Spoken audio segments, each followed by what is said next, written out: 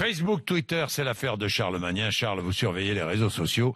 Une séquence télé a fait beaucoup de bruit ce week-end. L'échange tendu entre la journaliste Vanessa Burgraff et l'ancienne ministre de l'Éducation nationale Najat Vallaud-Belkacem, c'était chez Laurent Ruquier, samedi soir sur France 2. Oui, alors que Najat Vallaud-Belkacem parle de son bilan à la tête du ministère, la journaliste lui reproche une prétendue réforme de l'orthographe. Donc vous avez dû vous réjouir de voir que dans la réforme des programmes, la réforme de l'orthographe, ça m'a attiré.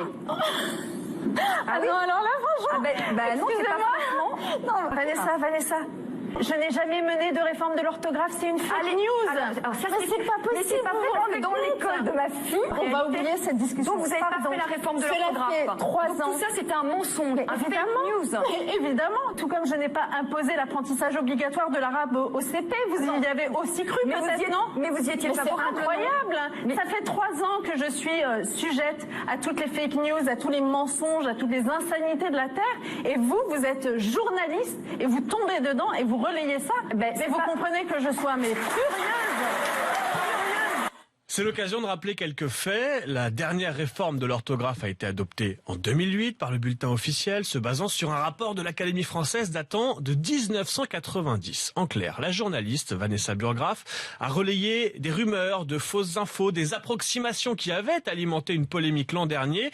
Et en se basant sur ce qu'on appelle des fake news, elle est devenue... des fausses informations. Oui, je vois pourquoi on dit fake news partout maintenant. Je m'applique à traduire, mais visiblement... Parce que pour beaucoup de journalistes, ça fait très bien de dire fake news.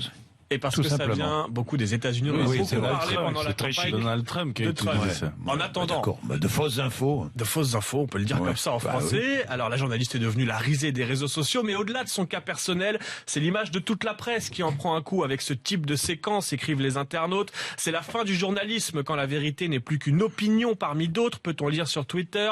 Selon un internaute, cette affaire révèle l'impuissance du pouvoir sous Hollande face aux intox et aux rumeurs. Conclusion d'un internaute, quand je pense qu'on se moquait des Américains et de leurs fake news, alors que nous aussi on nous balance de fausses infos en prime time à la télé. Oui, vous vous rendez compte de cette phrase?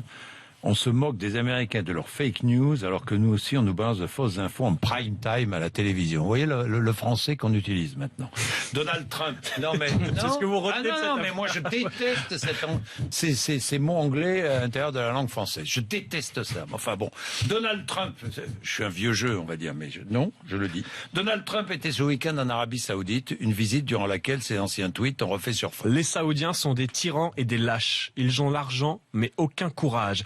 Voilà le genre de tweet que postait Donald Trump en 2014, mais ce week-end, plus question d'insulter quiconque à Riyad. Place au juteux contrat d'armement. Pendant 2 jours, Donald Trump a fait exactement l'inverse de ce qu'il reprochait à Barack Obama sur Twitter. En 2015, quand Michelle Obama avait décidé de ne pas porter le voile à Riyad, Trump avait immédiatement tweeté « Michelle Obama insulte les Saoudiens en refusant de porter le voile ». Et devinez ce qu'ont fait la femme et la fille de Donald Trump ce week-end. Aucune des deux n'a porté le voile. Enfin, en 2012, il se moquait de Barack Obama qui s'était incliné devant le roi Abdallah. Et évidemment, hier, Donald Trump s'est à son tour incliné devant le roi Salman. Bref, faites ce que je dis, pas ce que je tweete. Il est 7h31. À suivre dans Bourdin Direct, Donald Trump toujours, il en sera